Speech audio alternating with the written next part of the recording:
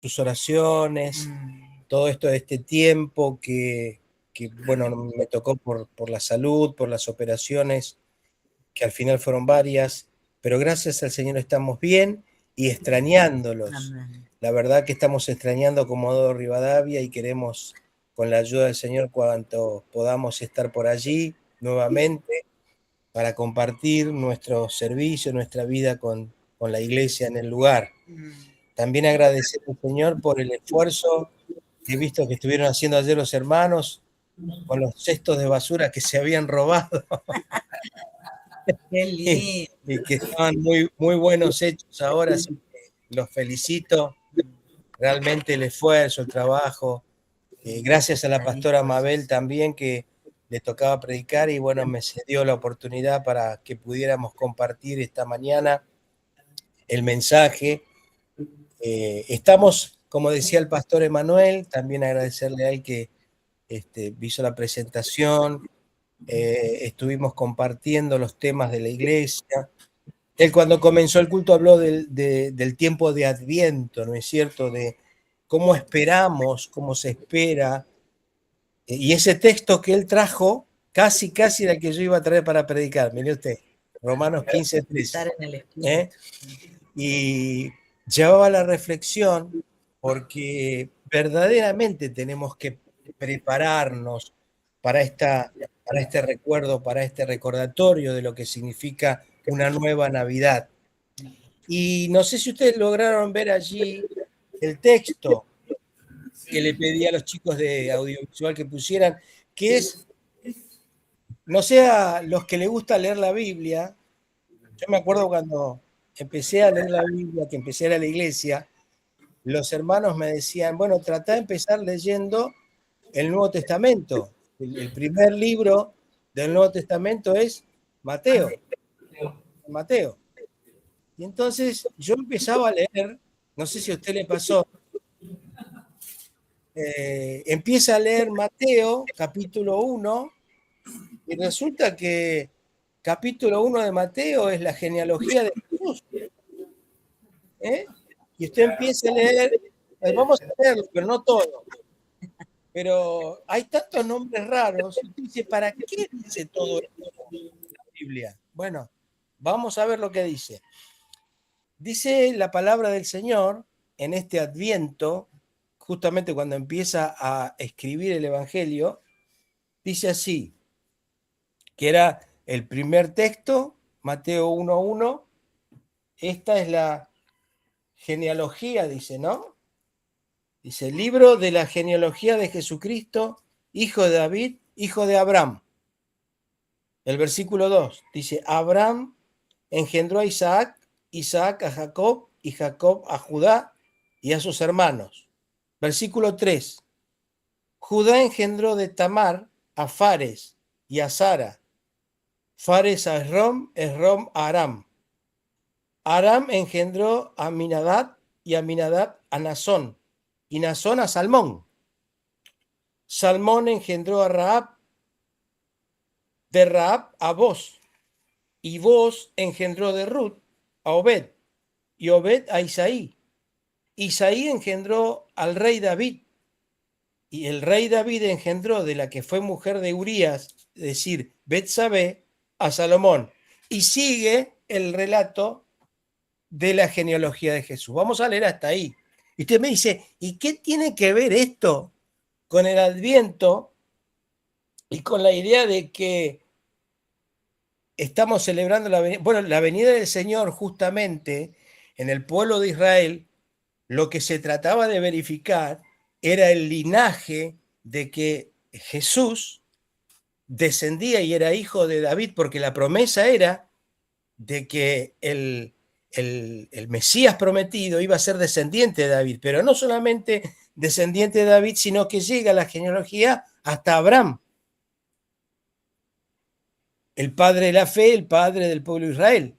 Pero lo curioso de esto, y acá es donde me gustaría hoy llamar a la reflexión, es cómo nosotros interpretamos este antecedente de Jesús, los precursores, los predecesores del Señor Jesús.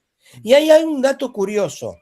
Resulta que en los reyes del Antiguo Testamento, sobre todo en realidad de la antigüedad, no solo el Antiguo Testamento, lo que había que verificar era la veracidad del linaje real. Es decir, un rey tenía que ser, justamente como eso se trasladaba por herencia, tenía que ser el linaje real, comprobable. O sea que toda la sangre, por eso de ahí viene el dicho de la sangre azul, tenía que ser de la realeza. No podía haber ninguna intromisión. Sin embargo, Mateo, San Mateo, inspirado por el Espíritu Santo, cuando escribe la historia de Jesús, pone esta genealogía y hay que ya hacer una salvedad. La genealogía de Jesús, cuando Mateo la escribe por los años 80 aproximadamente después de Cristo, cuando ya la iglesia estaba establecida y le escribe a una iglesia de raíz judío-cristiana. Es decir, la mayoría de los que participaban de la comunidad a la que Mateo le escribe tenían raíz judía. Y por lo tanto siempre estaba esa litigiosidad, ese pensamiento de que el pueblo judío era mucho mejor que los otros y por lo tanto tenían un linaje escogido, como dice el texto, y se creían un poco mejor que los demás. Y en este caso, lo que le propone Mateo a esta iglesia es mostrarles, por ejemplo, quiénes aparecían en la genealogía de Jesús. Y lo fuera de lo normal, por eso Mateo pone el linaje real, pero no debido a la real de la realeza. Mateo pone el linaje real debido a la realidad de la vida de Jesús. ¿Por qué? Porque, por ejemplo, leemos primero que aparece que Judá engendró de Tamar y aparecen 5 mujeres, Tamar, Raab, o 4, ¿no? Tamar, Raab, Ruth y Betsabé. ¿Saben quién era Tamar? Tamar era era la nuera de Judá, que quedó viuda. Y por la ley del levirato, Judá, que era el suegro, le tendría que haber dado al hijo menor para que hiciera descendencia de Tamar, y no quiso. Entonces, ¿sabe qué hizo Tamar? Se disfrazó de prostituta al costado del camino, y cuando pasó Judá, lo conquistó, y Judá tuvo relaciones con Tamar, de la cual nació Fares. ¿Están ahí? Miren qué personas están dentro de la genealogía de Jesús. Después de Fares, ¿quién nace? Desciende Raab. ¿Quién es Raab? Raab es una prostituta que colgó el mechón rojo con la conquista de Jericó, que guardó a los espías israelitas para que no los descubrieran, y les prometieron a los israelitas que iban a tener el resguardo, iban a tener la protección de parte del pueblo de Israel, y pasó a formar parte nada más, nada menos de la genealogía de Jesús. Así que fíjense ustedes, Raab se casa con vos, y vos fue quien tomó a Ruth, que fue una mujer que tampoco era israelita, que había quedado viuda, su suegra era Noemí, y fue quien le permitió, casándose con vos, participar de la genealogía de Jesús, otra mujer. Y finalmente aparece Betsabé, que Betsabé fue la mujer de Urías Eteo, y que, ¿saben la historia ustedes, no? ¿Qué pasó con Betsabé? David estaba en el palacio, en la terraza, en tiempo de guerra, la vio bañándose, la mandó a llamar, tuvo relaciones ilícitas con ella. Y después manda a llamar al marido que estaba en la batalla y lo manda para que embarace a su mujer. Bueno, todo ese entuerto que hizo el rey David, del cual después se tuvo que arrepentir. Y esta mujer Betsabé, una vez que fue viuda, hizo el duelo y tuvo la pérdida de su criatura, bueno, todo ese episodio, David la termina tomando como mujer a Betsabé y de ella nace Salomón, que está dentro de la genealogía de Jesús. Así que fíjense ustedes, mis amados hermanos, qué es lo que nos demuestra la realidad de los antecedentes de Jesús. Que no eran perfectos. Todos los descendientes, todos los que le precedieron al Señor Jesús en la línea terrenal de su herencia, no eran personas perfectas. Todos tenían defectos, problemas, circunstancias complicadas, vidas erradas. Ninguna de estas 4 mujeres era israelita. Hay un eco que yo estoy escuchando y no sé si es algo que está conectado de más. Es un micrófono. ¿Usted me escuchan bien? Sí, se escucha bien. Perfecto. Y ninguna de las 4 mujeres era de Israel. Y casualmente, una representa al norte, otra representa al sur, otra al este y otra al oeste, todas alrededor de Israel. Y todas ellas atravesaron el linaje de Israel. Por eso, ¿qué nos dice la palabra del Señor con esto? Que en el mismo Jesús, ¿vieron cuando nosotros cantamos la sangre preciosa de Jesús? Bueno, la sangre preciosa de Jesús no era una sangre pura como pretendían los judíos, era una sangre que venía de distintas razas. Yo le voy a hacer una pregunta a usted. ¿Cuántos de los que están allí son oriundos, nacidos en Comodoro Rivadavia? 1, 2, 3, 4, 5. ¿Y el resto dónde nacimos? En distintos lugares. 6, ahí hay otro. 7. El resto, ¿qué quiero ejemplificar con esto? Que así como en el pueblo de Israel y así como en la iglesia de los primeros tiempos, había gente que se creía por su antecedente, por su procedencia, de sangre pura, de que tenía todos los privilegios.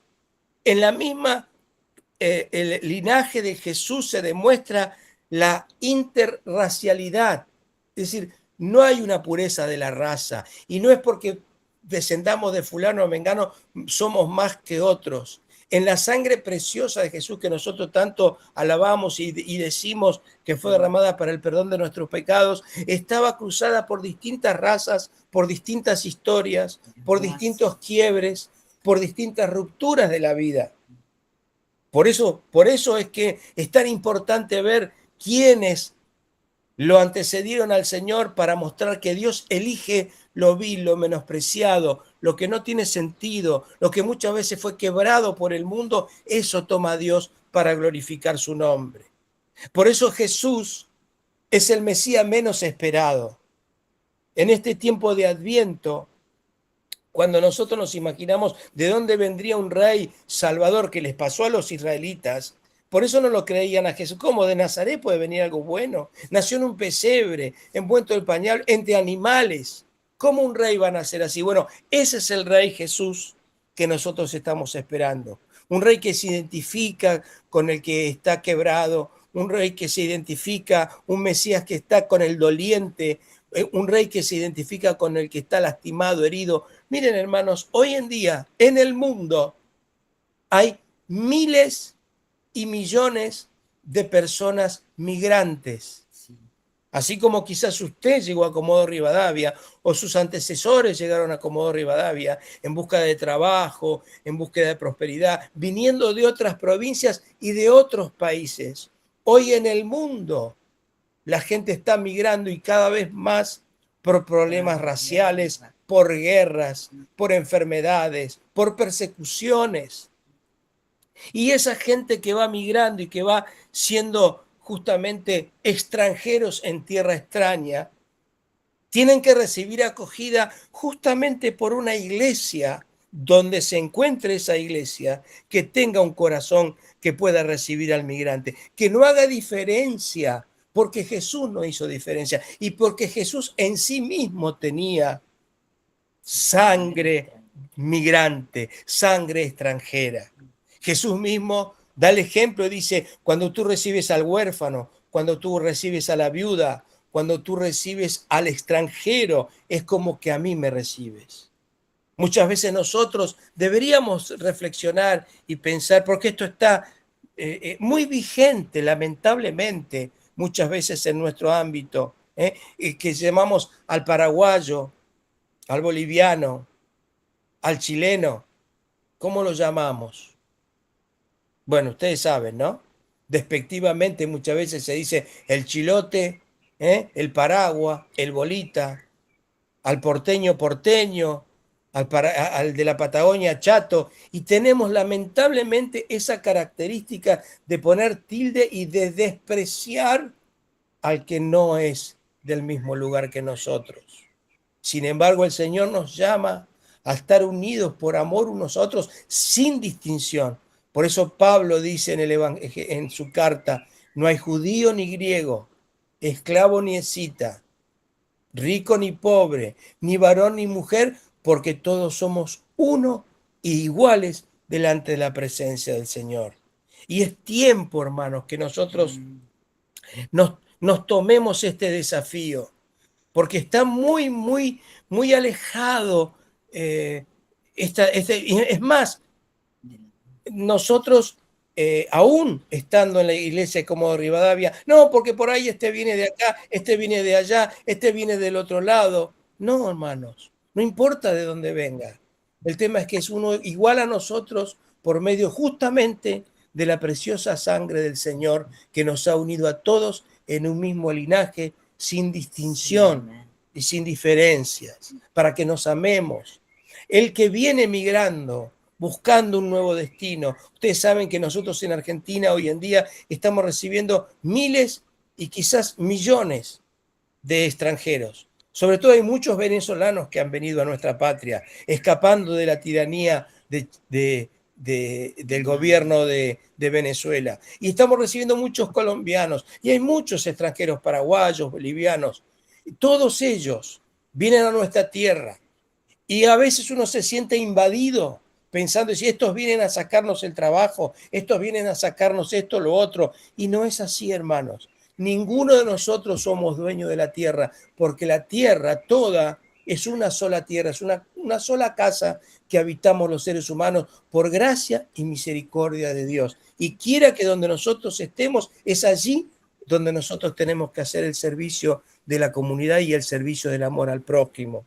Por eso, yo reflexionaba para esta nueva Navidad o este adviento de preparación, pensando en este texto y pensando en lo que tuvo que escribir Mateo para que en esa iglesia, como decíamos, aproximadamente de los años 80 después de Cristo, donde había un grupo de judeocristianos que por pertenecer al pueblo judío se creía un poquito mejor que los que venían del paganismo, que los que venían de los gentiles, que no tenían sangre real. Mateo les muestra con esta genealogía que aún en los mismos antecedentes de Jesús había distintas sangres que cruzaban, distintas herencias que cruzaban, como vimos estas mujeres que inclusive, recordemos, que la mujer era una posesión del hombre y que esas mujeres que estaban marcadas allí en la Biblia terminaban siendo víctimas de un sistema opresor de injusticia, porque justamente esta mujer, la primera que mencionamos, Tamar, estaba condenada por su suegro no darle la ley del levirato. Esa mujer estaba condenada justamente o a la prostitución o a la mendicidad. Y sin embargo ella hizo ese ardid para poder justamente tener descendencia.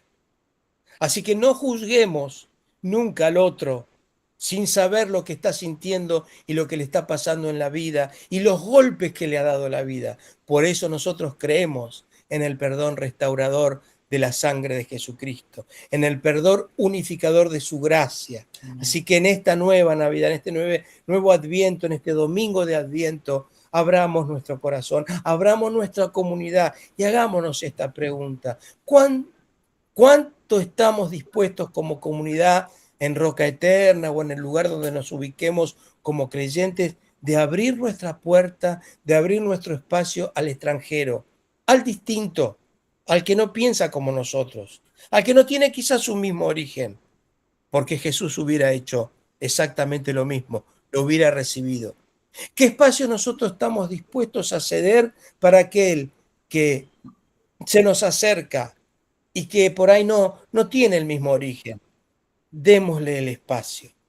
La Biblia dice que aunque dieres un vaso de agua a uno que está necesitando, recompensa tendrás. Y que esto nos ayude a hermanarnos, a unirnos, porque el mundo no lo hace. El mundo está dividido. En el mundo siguen las guerras, en el mundo siguen las diferencias, en el mundo siguen las injusticias, en el mundo siguen las opresiones. Pero que el ejemplo de nuestra fe cristiana, que el ejemplo de nuestra manera de extender ese amor de Cristo florezca como floreció en la iglesia primitiva. Les invito, mis hermanos, mis hermanas, en esta mañana de Adviento, a tener unas palabras de oración para que nosotros mismos nos reflexionemos de qué manera estamos o cuánto estamos dispuestos a brindar ese espacio al que no somos nosotros, al que es distinto o al que piensa distinto. Y salir de nuestra zona de confort.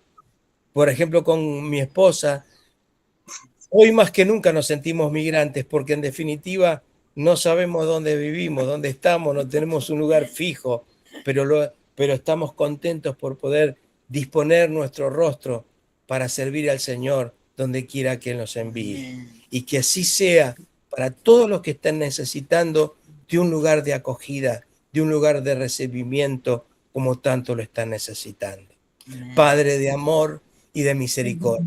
Jesús, ese Jesús bendito que en estos días vamos a estar recordando tu nacimiento y que nos envía, Señor, a llevar tu palabra a gentes de distintos lugares, de distintas nacionalidades, con distintas historias, con distintos pasados, algunos tristes, otros de quebranto, otros de desesperanza, que siempre, Señor, como leía nuestro pastor al comienzo, ese evangelio que trae por la esperanza, siempre por el gozo, que trae tu Espíritu Santo, que nos unamos sin distinciones, que nos unamos, Señor,